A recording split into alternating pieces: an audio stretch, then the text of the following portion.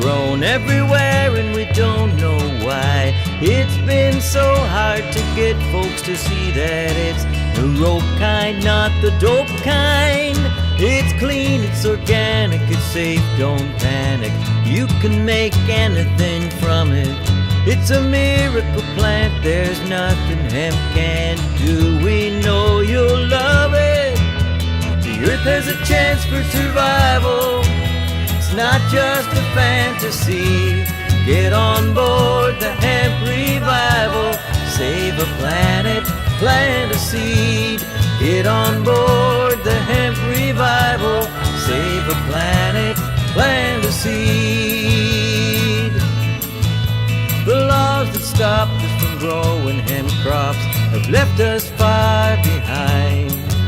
And finding a way that'll be sustainable, I think that you'd find it'd be the planet's loss if we use fuel from fossils. We'd increase the odds of being survivors if we made oil and fiber from the plant of the gods.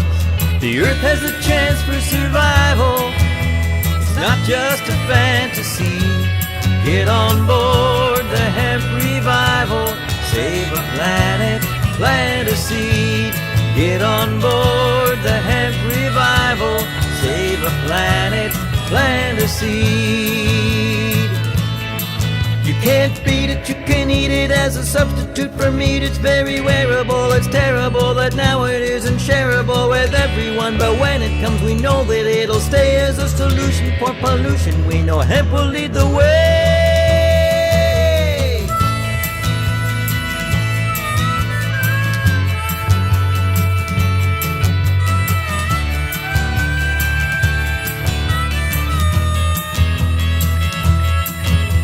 The earth has a chance for survival.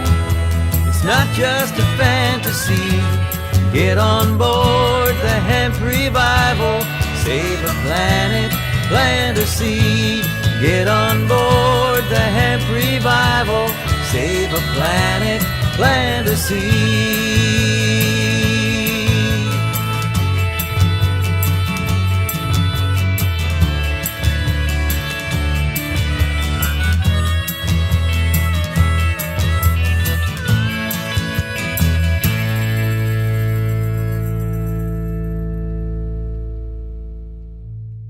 1937 was my first summer to spend with my grandfather. And at that time, they grew hemp to make rope. And him and the next farmer had a machine, okay? And they planted the plants, and in late July, about this time, they had knives made, and they cut all the leaves off of it, right up to the big tassel. Everything was cut off, just like a corn stalk. And what was left then, all of the stuff was left right there in the field. Okay? And then it was cut and dried. After it was dried, a lot of it was dried stalk by stalk and hung up in the granary. And they would hang it in the barn. Okay? Like there was a lot of work involved, unless you had a drying rack. There was a rope mill at Douglas. And I seen a few times, okay, they had drying racks, okay, where they dried it, almost like you're drying tobacco. Now, if you went into the old barns, they had what they called mows and mow logs, okay? Sure. And if the threshing was done, then some of it would be laid out on the mow log. But what you wanted to do was to make sure they didn't touch so that there would be no mold in case you had some damp weather before it dried. When it was nice and dry, they had a big trough that caught the horse piss. And that stayed behind the barn.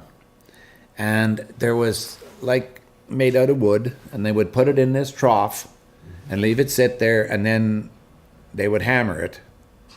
And then they had a machine, okay, and you made your threads. And so depending on what you wanted to do, you might have a 9-thread or a 6 thread or a 10 thread. That was binder twine. And it was really something to be able to have this string, and then all the rope you used on the farm, after you had it on the spools, then you would go and make rope.